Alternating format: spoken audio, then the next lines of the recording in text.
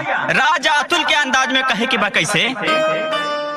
हरे गड़ी गड़ी जाए, हरे गड़ी गड़ी जाए, हथवा में कलमिया गड़ी गड़ी जाए, हथवा में कलमिया गड़ी गड़ी जाए, हरे गड़ी गड़ी जाए, हो गड़ी गड़ी जाए, हथवा में कलमिया गड़ी गड़ी जाए, हथवा में कलमिया गड़ी गड़ी जाए, हथवा में कलमिया गड़ी गड़ी जाए।